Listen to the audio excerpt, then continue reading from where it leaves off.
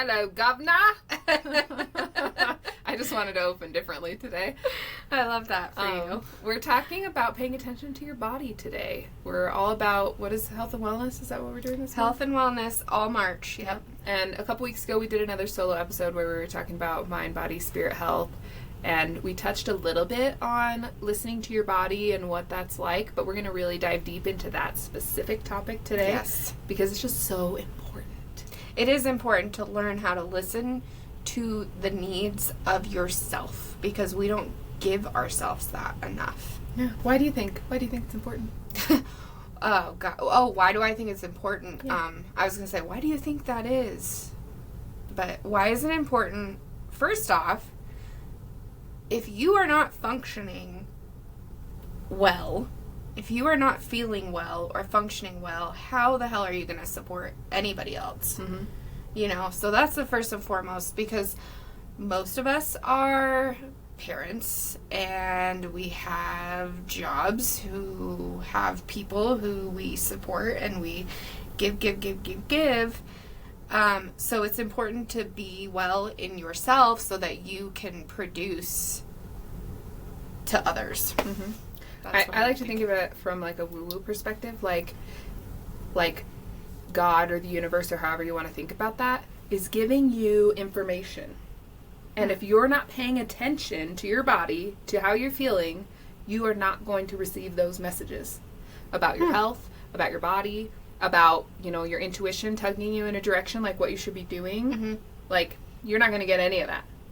And in our society today, we're so disconnected from our bodies. Like, we have had trauma, so we've learned to disassociate. Like, I'm not going to be in my body right now. This is uncomfortable, so I'm not going to be here. Mm-hmm. And it's so important to, like, realign. Get back in your body. Be here. Because that's the whole point of living, first of all, is to experience this life.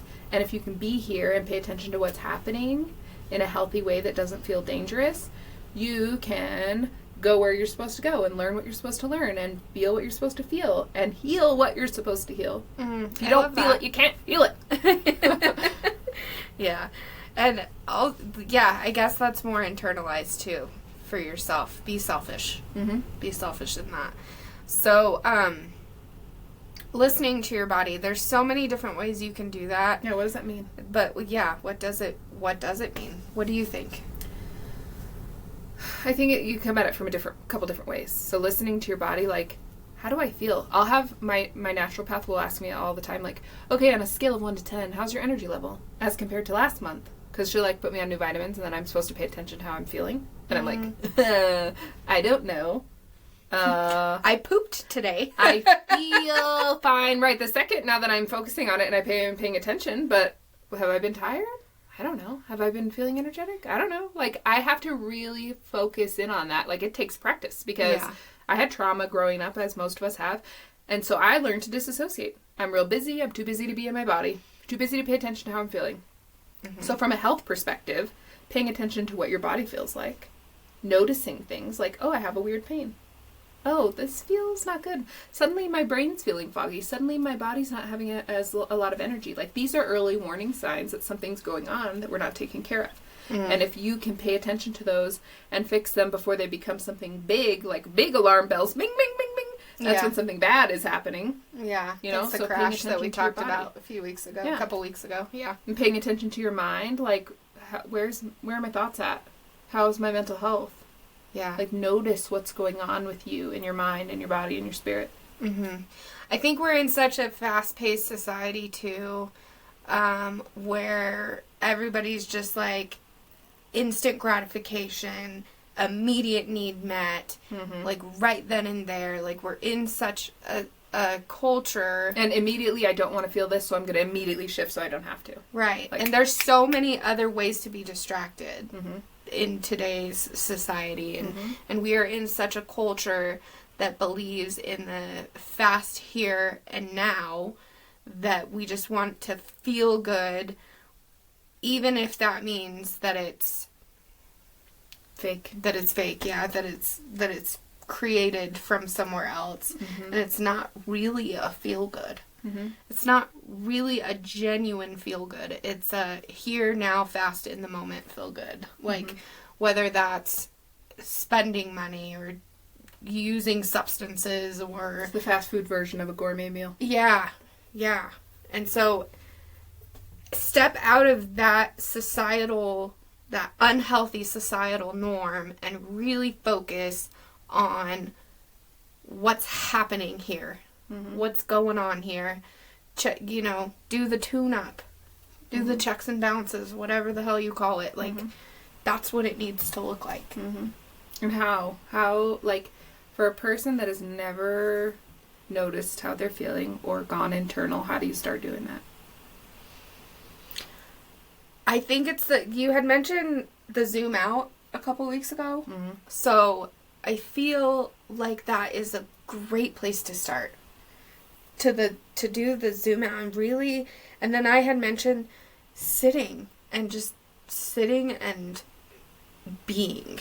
Mm-hmm. That moment of just analyzing and being and allowing yourself the time to feel or analyze or do whatever you need to do in that moment. Like, take a step back and just be still. Sitting in stillness is so hard for people. Yeah. But, like, if we could all just pay attention to just ourselves for a minute, like, you could do, like, a body scan. Like, how's my head feel? How do I feel in my chest? How does my stomach feel? Or, like, if you're having an experience, say you're having, like, some, like, anxiety. Yeah. Where's it coming from? Where are you feeling it in your body, first of all? Mm-hmm. Notice that. And then, like, focus on it for a minute. Like, be with it. Like, don't abandon yourself. Like, okay, I'm here with you. What are you trying to tell me? Mm-hmm. And go deeper into that instead of running away from it. Mm-hmm. Like, oh, I don't want to feel the anxiety, so... Danger, Will Robinson, I'm out. I'm gonna go take a couple shots, like, or do something like that. Mm-hmm. And although it creates that instant gratification and it alleviates the anxiety, it really doesn't take away the anxiety. It just covers it up. It's just like, I'm just going to put this right over there. And sometimes it's not like drinking. Sometimes we do it in healthier ways, like quote-unquote healthier ways. Like, that's true. Oh, you know what? I am going to take on 12 projects at work. I am such a hard worker. Watch me. Watch how hard I work. Yeah. And you're using that as an avoidance tactic instead of being present in your life. Or... oh, I have to do all of these things for all of these people, and you become this champion of everyone in your life because you're doing all the things for them. But you're doing that so that you don't have to deal with what's happening inside. Mm-hmm. And it gives you some sort of fake validation. Guess what? It's still going to be there whenever the silence comes, unfortunately. It's still going to be there. Or there. It'll get louder. Like, those little warning bells will get louder. And if you ignore it for long enough, God will light the whole freaking thing on fire. Mm-hmm. And you will have to deal with it. Yeah. Like, we have Mandy coming up next month. Yes. And she talks about that, like how she kept ignoring it until she ended up having to have back surgery and was stuck in bed for a year. And had to fucking deal with the problem. Listen to her story. God's telling you, be still, be still, be still, and you're not listening. Guess what?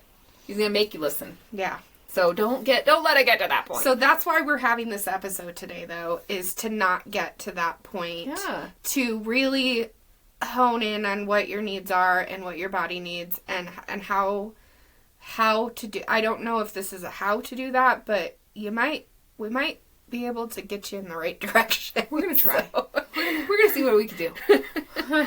So one of the things I do. I guess one of the things that I'm still learning that process. I feel like you have a better handle on it than I do, honestly. So, but tell me your experience, and then I'll tell you whether I think you're right or not, because I'm not so sure you're right. So I feel like I'm still in the learning process of figuring out what my body needs, but I'm definitely getting and going in the right direction, because now. What I've been doing actually more recently, like I would say within the past year, I have honed in on this, where I can feel a feeling like anxiety has been a big part of 2025 for me, and if you listen to season 1, I talk about my bout of depression and having to be on medication. So this year, fast forward, it's anxiety time. And I'm really trying to not get to the point where I need medication. Not that I think it's bad. I think that it's great. I've utilized it myself. I think if it's necessary, but I don't feel like it's necessary for me right now. So one of the tools that I'm using is to do the sit with the feeling thing. And can I interrupt you for 1 second Yeah. to say that sit with the feeling thing when it comes to anxiety? I heard the other day somebody said anxiety is a feeling you get when there's a conversation you're not having. Do you feel like maybe that, you don't have to go into detail with that, but do you feel like maybe that's something that is going on, like there's a conversation you're not having? So yeah, so I do feel like the anxiety is driven from things that are happening that are out of my control. So it's not really a conversation that I need to have with anybody else but myself. So I can really hone in on, can I control this? And if I can't, what can I control to be able to feel better, you know? And so that's the conversation I'm having. I'm having the conversation with me. I like it. And that's the sit still part. That's the sit and listen and feel the feeling part for me. Is I'm sitting in it like the other, you know, a few weeks ago I had this anxiety, and instead of being like, I'm going to do everything else but to feel this, I sat down and I was like, okay, where's it sitting with me? And then why is it sitting there? And then what can I control? Like, I started asking myself the questions of what I needed to do, and then doing what I needed to do, and then I felt better. So if I continuously do that for myself, give myself that time to process that, I think it's going to make the anxious moments less anxious, and it's going to create a natural process of working through that within my own self. I think I'm really good at noticing how I feel. Like, if I eat this food, it's going to make me feel physically not good. Like, I'm really good at noticing that. So you know your consequences to your actions. Yeah, and I've together. paid attention. So like, I've eaten it, and then I've paid attention to how I feel after I eat it. Uh-huh. Or like, if I go for a workout, like I've paid attention to how I feel afterwards. Like, I was at the gym the other day and I was laying there and I told my partner, I was like, I feel so good. Like, why would I not want to feel like this every single day? Like, why do I not do this every day? Like, this feels so good. Like, Yeah. It's noticing how you feel, the good stuff and the bad stuff. Yeah.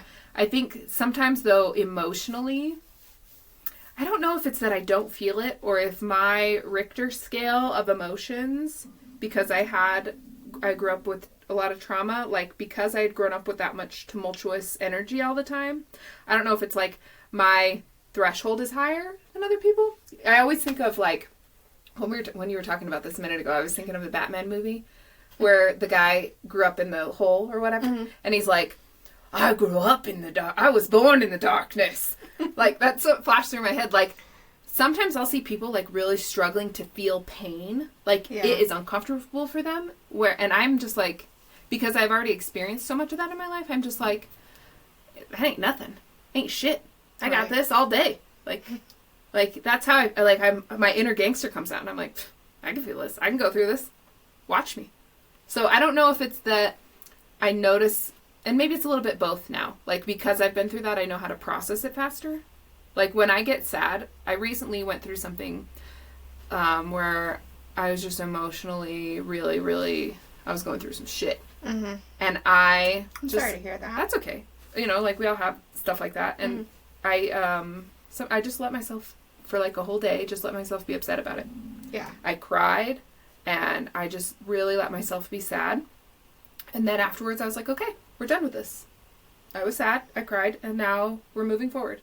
Mm-hmm. So I don't know if that's advice for people. Like, it's a slippery slope sometimes too. Like, if you let yourself be upset about something, that can sometimes spiral into a depression if you don't know how to pull yourself out of that. So that can be tricky for some people. Like, maybe don't let yourself, if that's your MO, don't let yourself do that.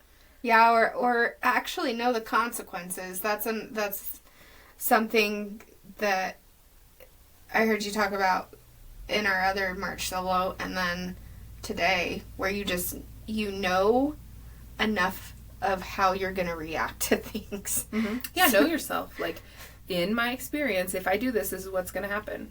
Do I want to do that? Have that conversation with yourself. Ask the questions to yourself. Yeah. If this, then what? Yeah. Yeah. You can journal about it.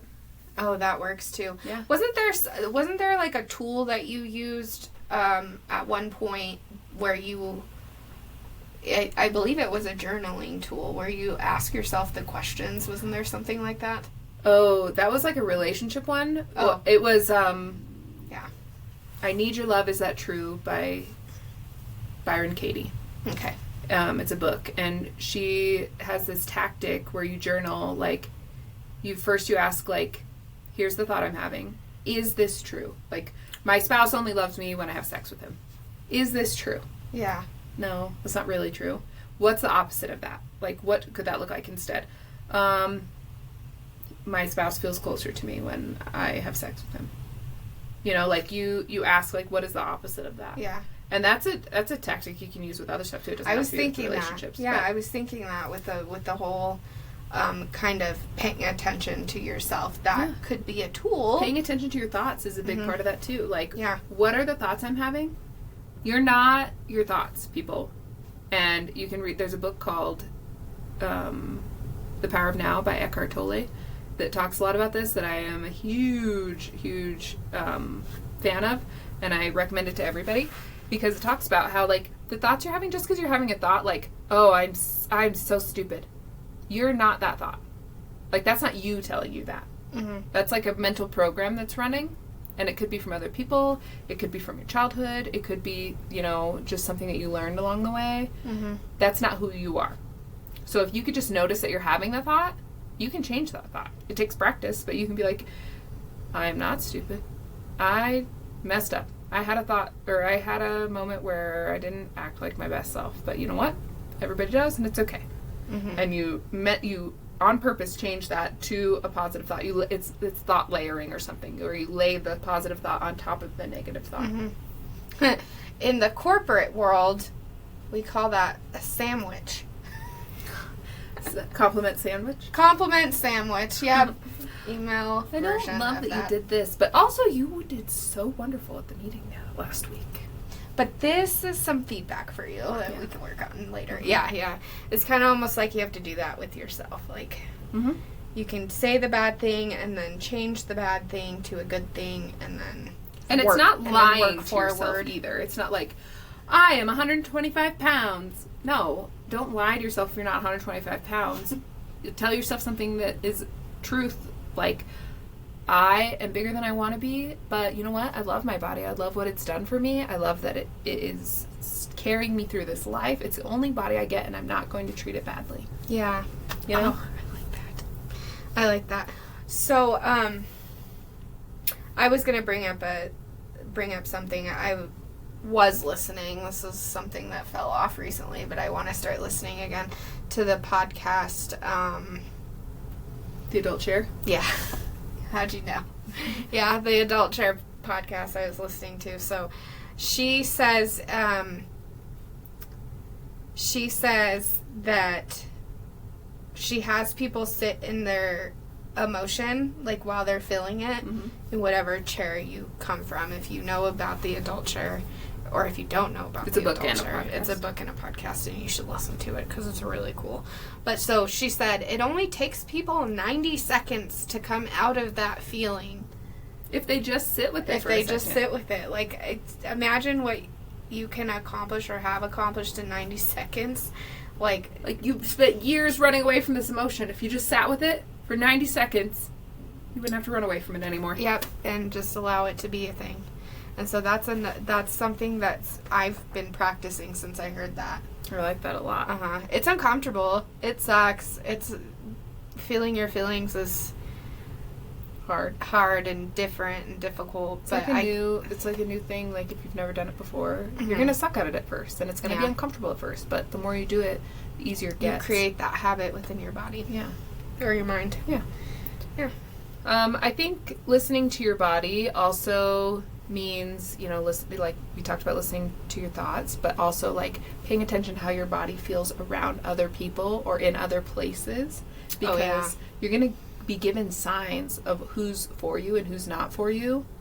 Like, they've done so many tests that I find so interesting. Like, if a woman smells somebody's sweat, and then they do like an MRI of their brain, like they can tell who, they've done all kinds of tests. Like, they've done tests where, like, there's this one lady who could smell if somebody had diabetes based on what their sweat smelled like or something like that.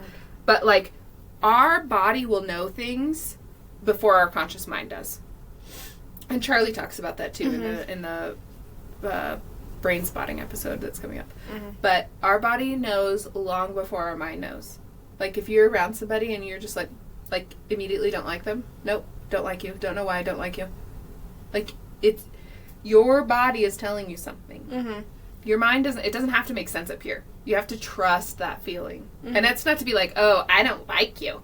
It's not like that. It's like, there's something about that person that's off, so I'm going to just take a step back from that person. Yeah, I'm gonna create some boundaries in the moment. Yeah, and it doesn't even mean that person's a bad person. It just means that person's not for you. You're right. And you have to trust that. What we'll all try to do sometimes is, oh, no, that can't be right. They seem so lovely. They seem so nice. They could be good for my career. Everybody has something great about them. We'll try to justify it in our mental brain.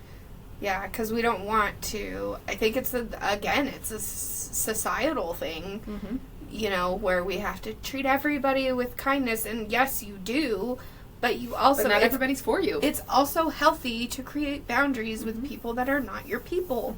Like, And that needs to be normalized. Yourself. Trust yourself. Like, we do that with relationships, too. We'll stay in relationships. People will afterwards be like, I knew it was over. I knew it was over a year ago. And they'll stay in these relationships because their mind is trying to talk them into it. Like, you're just being crazy. You should be happy. Why don't you appreciate all the things they do for you? And you'll stay there even though your gut and your body is saying, no. Yeah. And then it'll railroad you into leaving that relationship ultimately. Yeah. It ultimately happens. So listening to your body is a lot easier than getting to the point of the crash and burn where you have to do it. Like where if you could just listen to it before it explodes. That's probably your best bet. Yeah. But that's really hard to do. I get it.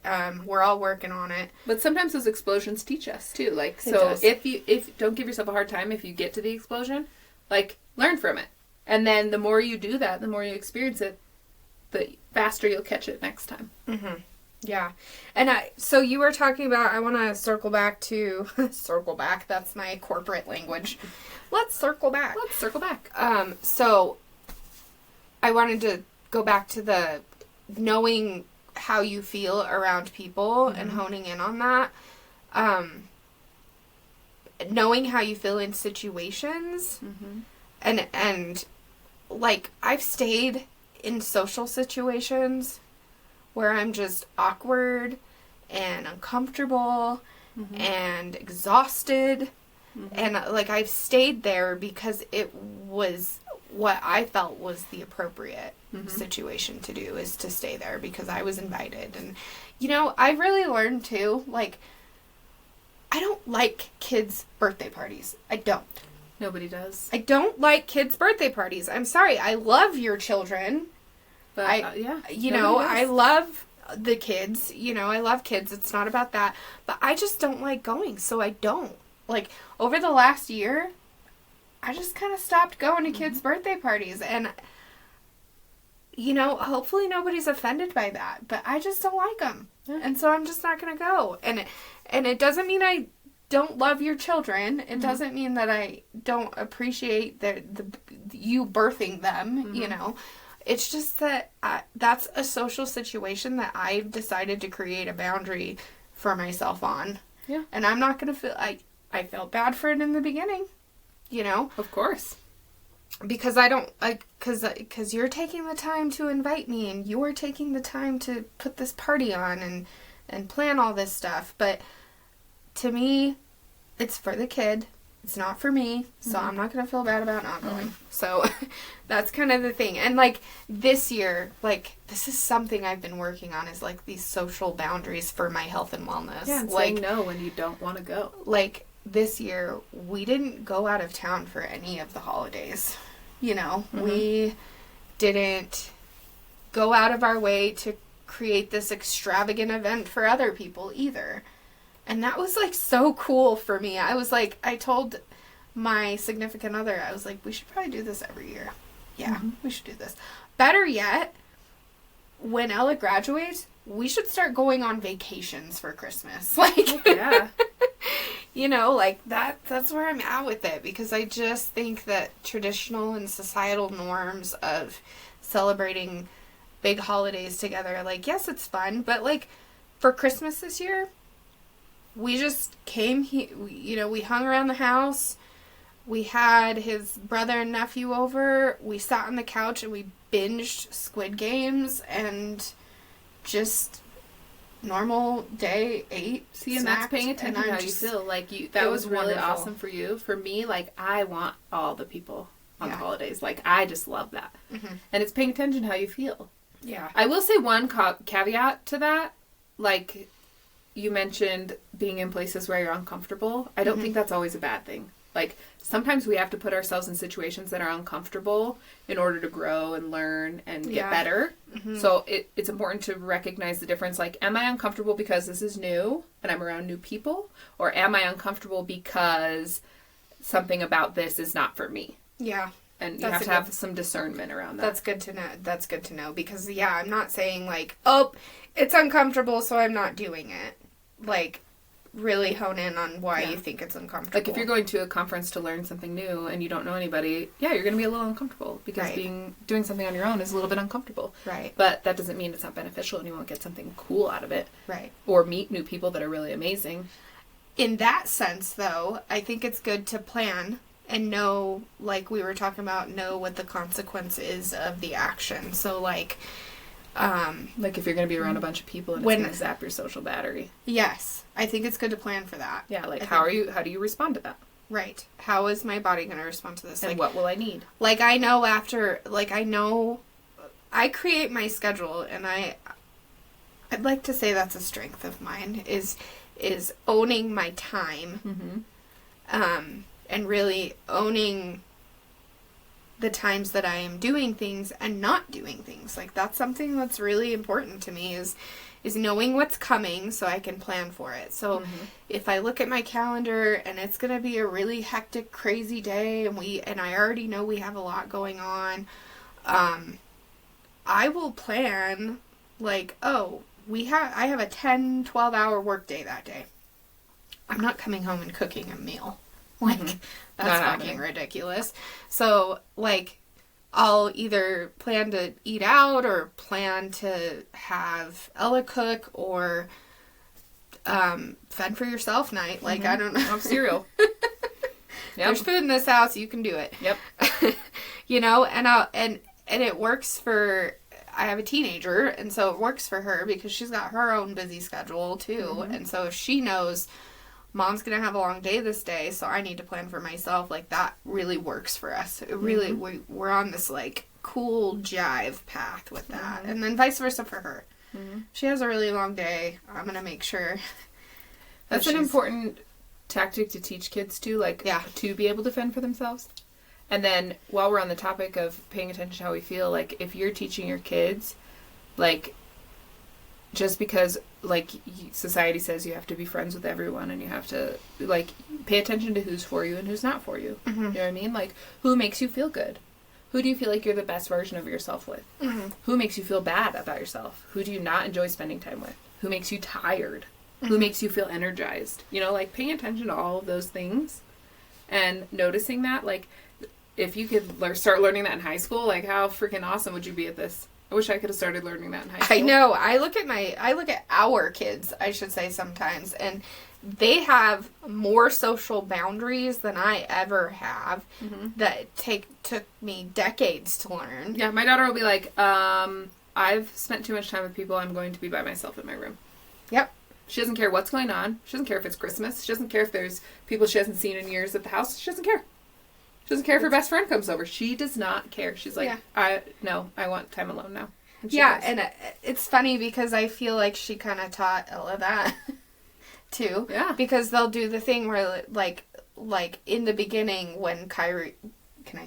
Yeah, you can say it. When Kyrie would say, I don't want to hang out with you, Ella would get so personally offended. And then now today, it's like, oh, Kyrie and I are on a break. Yep. Not a big deal. Mm-hmm. And it's not a big deal to either of them because they've set that precedence of knowing.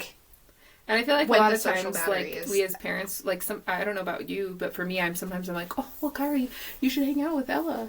You know, don't make her feel bad.